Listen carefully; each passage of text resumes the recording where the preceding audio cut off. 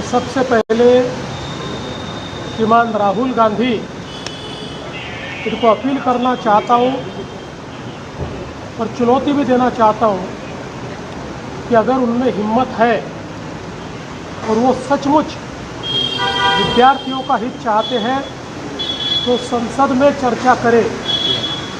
अगर लोकतंत्र मानते हैं, संविधान में विश्वास है, लोकतंत्र में संविधान में चर्चा की सबसे महत्वपूर्ण जगह और निर्णय की सबसे महत्वपूर्ण जगह ये संसद है। आप क्यों भागते हो चर्चा से? क्योंकि आपको डर है कि आपकी पोल खुल जाएगी। जिस प्रकार से आपके शासन में कर्नाटक में पेपर लीक हुए, जिस प्रकार से आपके शासन में तेलंगाना में पेपर लीक हुए, राजस्थान में जब आपकी सरकार थी 8 बार पेपर लीक हुए, और इतना ही नहीं तो पंजाब के आपके शासन में भी, आप पार्टी के शासन में कम से कम 3 बार पेपर लीक हुए। केवल हमारे जो विद्यार्थी है इनके कंधों पर बंदूक रखकर राजनीति करना बंद कीजिए। अगर आपके पास सवाल है तो जवाब मांगिए, अगर सुझाव है तो सुझाव दीजिए और उस पर अमल करने के लिए सरकार को मजबूर कीजिए। लेकिन आपको किसी भी छात्र से कोई लेन देन नहीं है, आपको कोरी राजनीति करनी है। इसलिए मैं वापस कहता हूँ, ये भगोड़ापन छोड़िए और संसद में आकर चर्चा करने की हिम्मत दिखाइए। राहुल गांधी और विपक्षी नेताओं को ये चुनौती है कि आप संसद में आकर चर्चा करके दिखाइए। और विशेष रूप से जिस प्रकार से प्रधानमंत्री जी ने इस समूची घटना पर एक कड़ी कार्रवाई शुरू की है, फास्ट ट्रैक कोर्ट तैयार करके जिन्होंने पेपर लीक किया ऐसे लोगों को सजा दी जाएगी। नीट की री एग्ज़ाम भी बिना किसी मसले के पूरी की गई है, जिससे आगे के एग्ज़ाम का रास्ता भी खुला है। मुझे ऐसा लगता है प्रधानमंत्री जी पर विश्वास रखना चाहिए। जिस कांग्रेस की सरकार में, यूपीए की सरकार में शिक्षा का बजट मात्र 8,000 करोड़ रुपया होता था, आज 1,39,000 करोड़ रुपए पर ये शिक्षा का बजट पहुंचा है। देश में जो हमारे आइकॉनिक इंस्टीट्यूशंस है, आईआईटी हो, एम्स हो, अलग अलग प्रकार की इंस्टीट्यूशंस में अवसर खुले हैं, उसका विस्तार हुआ है। विद्यार्थियों के हित की बात ये मोदी जी की सरकार ने की है। इसलिए मैं वापस कहना चाहता हूं, हिम्मत हो तो संसद में आओ, चर्चा करो। सर, छात्रों आज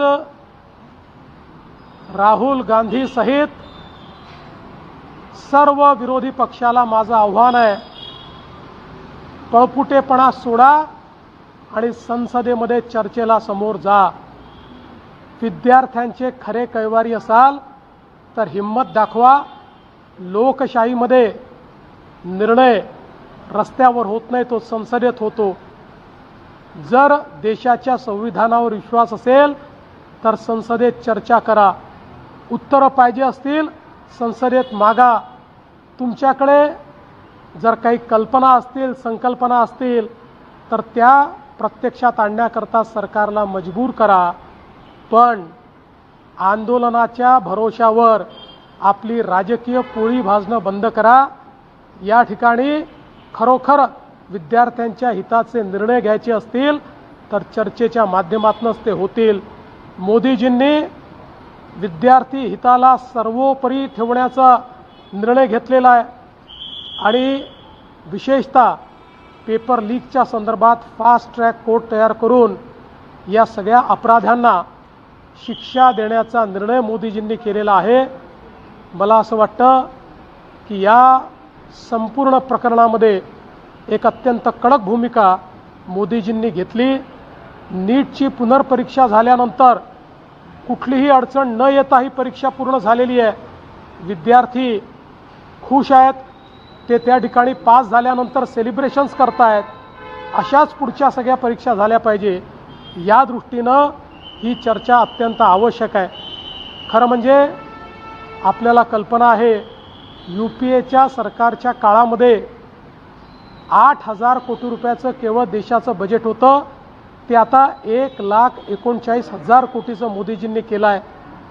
IIT असेल, एम्स असेल, सगळ्या आयकॉनिक संस्थांची संख्या वाढवली, सीट्सची संख्या वाढवली, मेडिकल एज्युकेशन, MBA, इंजिनिअरिंग या सगळ्या क्षेत्रांमध्ये नवीन संधी या विद्यार्थ्यांना मोदीजींनी उपलब्ध करून दिल्या आहेत. पण विरोधी पक्षाची चर्चा करण्याची हिंमत नाही, कारण त्यांना याचं उत्तर द्यावं लागेल. कशा पद्धतीनं कर्नाटकमध्ये पेपर लीक झाला, त्यांना उत्तर द्यावं लागेल. कशा पद्धतीनं तेलंगणामध्ये पेपर लीक झाले, आप पार्टीला उत्तर द्यावं लागेल. पंजाबमध्ये कशा प्रकारे लीक झाले, काँग्रेसला उत्तर द्यावं लागेल. राजस्थानमध्ये त्यांची सरकार असताना 8 वेळा पेपर लीक झाले. त्यांच्या प्रत्येक सरकारमध्ये झालेला घोटाळा बाहेर येईल आणि म्हणून त्यांना या ठिकाणी चर्चा करायची नाही आहे. अराजकता हीच केवळ मानसिकता आहे. अराजकतावादी मानसिकतेत नाही चाललेलं आहे. येत्या रविवारी मुंबईमध्ये 2 ठाकरे बंधू आंदोलन करतायत. ते म्हणतात की आम्ही विद्यार्थ्यांसाठी आता रस्त्यावर उतरलो. मी फक्त आठवण करून देतो, या राज्यातला सगळ्यात मोठा TET घोटाळा उद्धव ठाकरे मुख्यमंत्री असताना झाला आणि IAS अधिकाऱ्यापासून सगळे त्याच्यामध्ये सामील होते. इतका मोठा घोटाळा राज्याच्या इतिहासात झाला नाही.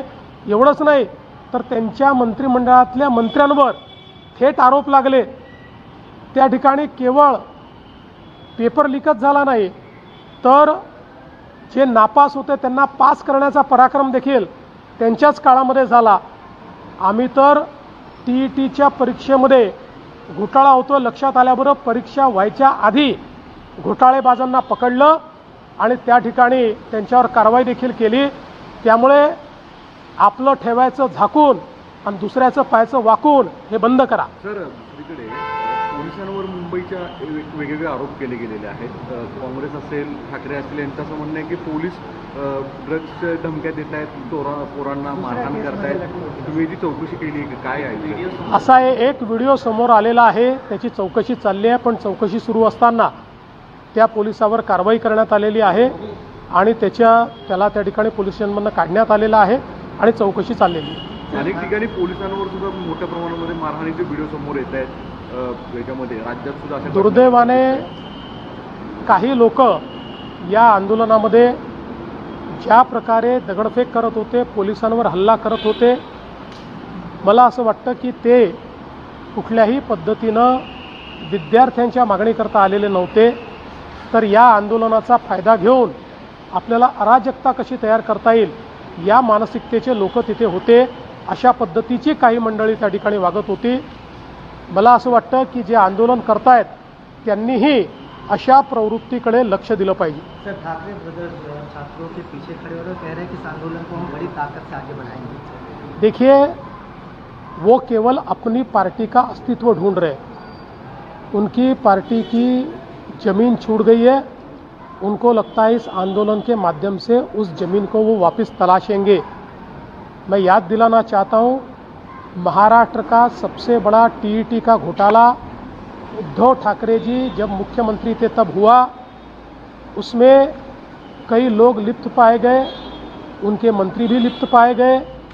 इतना ही नहीं तो उनके काल में हमने ये भी देखा कि पीछे से रिज़ल्ट में मार्क्स बढ़ाकर रिज़ल्ट चेंज करके और लोगों को पास किया गया.